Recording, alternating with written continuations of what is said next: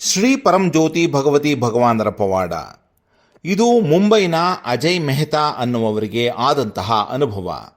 ಅವರು ಹೀಗೆ ಹೇಳುತ್ತಾರೆ, ನಾನು 2008ರಲ್ಲಿ ಶ್ರೀ ಪರಂಜ್ಯೋತಿ ಭಗವತಿ ಭಗವಾನರ ಧರ್ಮವನ್ನು ಸೇರಿದ್ದೇನೆ. ಅವರು ನನ್ನ ಜೀವನದಲ್ಲಿ ಲೆಕ್ಕವಿಲ್ಲದಷ್ಟು ನಂಬಲಸಾಧ್ಯ ಪವಾಡಗಳನ್ನು ಮಾಡಿದ್ದಾರೆ. ಇಂದು ಅವರು ಮಧ್ಯಪ್ರವೇಶಿಸಿ ಸಂಪೂರ್ಣ ಆರ್ಥಿಕ ವಿನಾಶದಿಂದ ನನ್ನನ್ನು ರಕ್ಷಿಸಿದ ರೀತಿಯನ್ನು ಹಂಚಿಕೊಳ್ಳಲು ಬಯಸುತ್ತೇನೆ. ಸುಮಾರು 10 ವರ್ಷಗಳ ಹಿಂದೆ ನಾನು ಸಕ್ಕರೆ ಲೇಪಿತ ಇಬುಪ್ರೋಫಿನ್ ಮಾತ್ರೆಗಳ 40 ಅಡಿ ಉದ್ದದ 10 ಕಂಟೈನರ್ಗಳನ್ನು ಕ್ಯೂಬಾಕ್ಕೆ ರಫ್ತು ಮಾಡಿದ್ದೆ. ಕಂಟೈನರ್ಗಳು ಬಂದರಿನಲ್ಲಿ ತಲುಪಿದಾಗ ರ್ಯಾಂಡಮ್ ತಪಾಸಣೆ ನಡೆಸಲಾಯಿತು.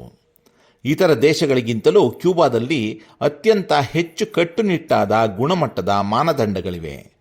ತಪಾಸಣೆಯ ವೇಳೆ ಕೆಲವು ಮಾತ್ರೆಗಳ ಮೇಲೆ ಬಿಳಿ ಮಚ್ಚೆಗಳು ಕಂಡುಬಂದವು. ಅವು ವಾಸ್ತವವಾಗಿ ಸಕ್ಕರೆಯ ಕ್ರಿಸ್ಟಲೀಕರಣದಿಂದ ಉಂಟಾಗಿದ್ದವು.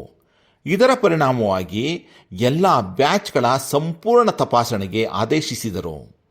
ನಮ್ಮ ನಿಯಂತ್ರಣ ಮಾದರಿಗಳನ್ನು ಪರಿಶೀಲಿಸಿದಾಗ ಈ ಸಮಸ್ಯೆ ಎಲ್ಲ ಸಾಗಣೆಗಳಲ್ಲಿಯೂ ಇದೆ ಎಂಬುದು ತಿಳಿಯಿತು. ನಾನು ಸಂಪೂರ್ಣವಾಗಿ ಕುಸಿದು ಬಿಟ್ಟಿದ್ದೆ. ಕ್ಯೂಬಾ ಸಾವಿರಾರು ಮೈಲುಗಳ ದೂರದಲ್ಲಿತ್ತು ಮತ್ತು ನನ್ನ ಸಂಪೂರ್ಣ ಹಣ ಈ ಸಾಗಣೆಯಲ್ಲೇ ಹೂಡಿಕೆಯಾಗಿತ್ತು. ಸರಕುಗಳನ್ನು ತಿರಸ್ಕರಿಸಿದರೆ ಆರ್ಥಿಕ ಪತನವನ್ನು ಎದುರಿಸುವುದಲ್ಲದೆ ನಾನು ಸಂಪೂರ್ಣ ದಿವಾಳಿಯಾಗಿ ಬಿಡುತ್ತಿದ್ದೆ. ಪರಿಸ್ಥಿತಿಯನ್ನು ಬದಲಾಯಿಸಲು ನಾನು ದೈಹಿಕವಾಗಿ ಏನೂ ಮಾಡಲು ಸಾಧ್ಯವಿರಲಿಲ್ಲ. ಆ ಸಮಯದಲ್ಲಿ ನಾನು ಸುಮಾರು 7 ವರ್ಷಗಳಿಂದ ಶ್ರೀ ಪರಂಜ್ಯೋತಿ ಭಗವತಿ ಭಗವಾನರ ಭಕ್ತನಾಗಿದ್ದೆ. ಯಾವುದೇ ಲೌಕಿಕ ಪರಿಹಾರವಿಲ್ಲದ ಕಾರಣ ಆಗ ನನಗೆ ತೋಚಿದ್ದು ಶ್ರೀ ಭಗವಾನರ ವೈಯಕ್ತಿಕ ದರ್ಶನದ ವೇಳೆ ಮಾತ್ರೆಗಳ ಒಂದು ಸ್ಟ್ರಿಪ್ಪನ್ನು ತೋರಿಸಿ ಸಂಪೂರ್ಣ ಸಮಸ್ಯೆಯನ್ನು ವಿವರಿಸಿದೆ. ಉತ್ಪನ್ನದ ಗುಣಮಟ್ಟ ಉತ್ತಮವಾಗಿದೆಯೇ ಎಂಬುದು ಅವರ ಮೊದಲ ಪ್ರಶ್ನೆಯಾಗಿತ್ತು. ಸಕ್ಕರೆಯ ಕ್ರಿಸ್ಟಲೀಕರಣವನ್ನು ಹೊರತುಪಡಿಸಿ ಇತರ ಎಲ್ಲ ಗುಣಮಟ್ಟದ ಮಾನದಂಡಗಳು ಅತ್ಯುತ್ತಮವಾಗಿವೆ ಎಂದು ಉತ್ತರಿಸಿದೆ.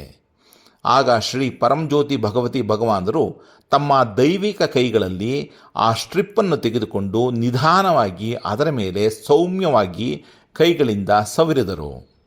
ಎಲ್ಲವೂ ನೋಡಿಕೊಳ್ಳಲಾಗಿದೆ, ಇನ್ನು ಚಿಂತೆಯ ಅಗತ್ಯವಿಲ್ಲ ಎಂದು ಅವರು ಕರುಣೆಯಿಂದ ಹೇಳಿದರು. ಮನೆಗೆ ಹಿಂತಿರುಗಿದ ಕೂಡಲೇ ಕ್ಯೂಬಾದಿಂದ ಎಲ್ಲ ಮಾತ್ರೆಗಳನ್ನು ಅನುಮೋದಿಸಲಾಗಿದೆ ಎನ್ನುವ ಆಶ್ಚರ್ಯಕರ ಸುದ್ದಿ ಸಿಕ್ಕಿತು. ಅಸಾಧ್ಯವೆನಿಸಿದ್ದ ವಿಷಯ ಪವಾಡ ಸದೃಶವಾಗಿ ಪರಿಹಾರಗೊಂಡಿತ್ತು. ಅವರ ದೈವಿಕ ಕೈಗಳ ಒಂದು ಚಲನೆಯಿಂದಲೇ ಕೋಟಿ ಮಾತ್ರೆಗಳ ಮೇಲೆ ಪರಿಣಾಮ ಬೀರಿದ್ದ ಸಮಸ್ಯೆ ಪರಿಹಾರಗೊಂಡಿತು ಮತ್ತು ನನ್ನ ಕುಟುಂಬ ಆರ್ಥಿಕ ವಿನಾಶದಿಂದ ರಕ್ಷಿಸಲ್ಪಟ್ಟಿತು.